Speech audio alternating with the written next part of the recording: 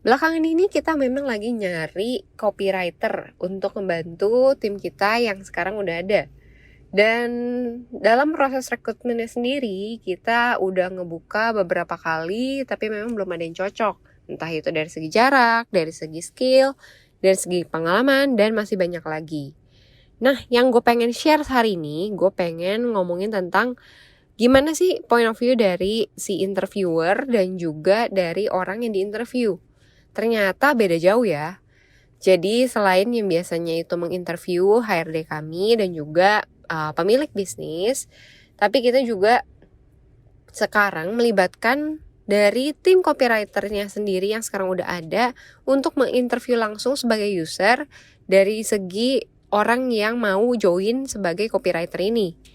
Dan ternyata setelah dicoba untuk sebagai mereka interviewer, ternyata mereka jadi lebih kritis loh daripada sekedar langsung udah dikasih timnya dan juga ngerasa kayak ya worth it aja nih orang dipertahankan kalau misalnya kualitasnya seperti itu. Tapi ketika mereka yang harus menginterview sendiri, mereka jadi berpikir ulang apakah orang ini bisa untuk membantu mereka. Apakah orang ini bisa bekerja sama dengan jangka panjang. Dan orang ini apakah enak nih tektokannya sama kalian nanti ke depannya.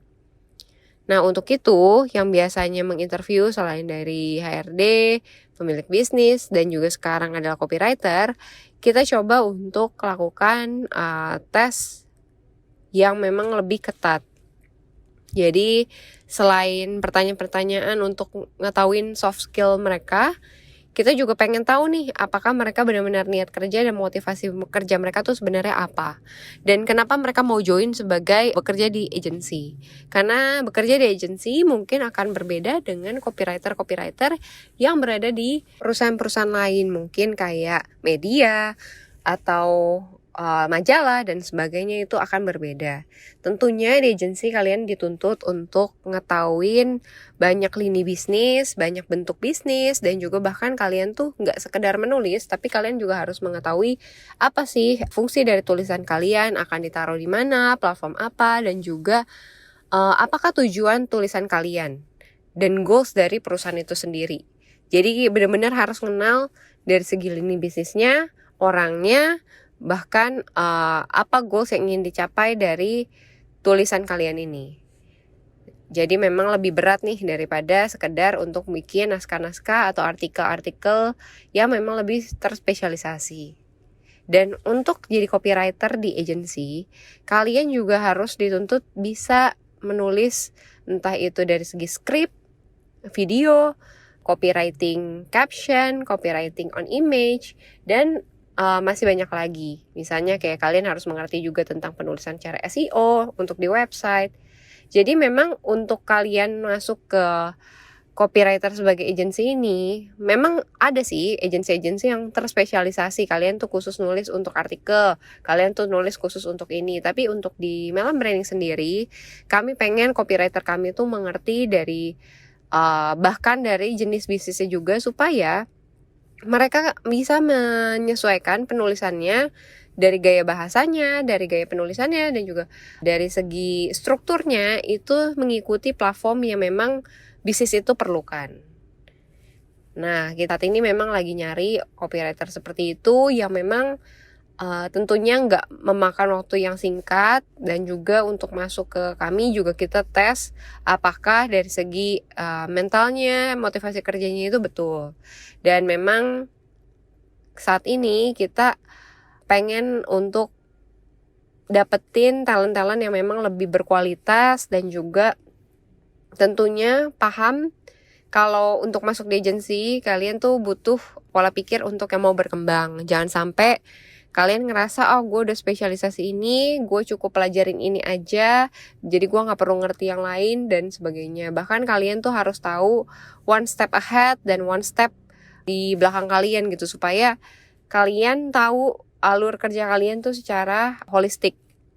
Dan kalian juga gak boleh terlalu individualis, karena di agensi itu kalian itu bekerja sebagai tim. Dan kalau misalnya ada yang salah dari salah satu tim, tentunya akan berpengaruh dengan klien apapun itu. Jadi siapapun yang salah dalam satu tim itu justru akan mempengaruhi satu tim dan juga satu klien tersebut.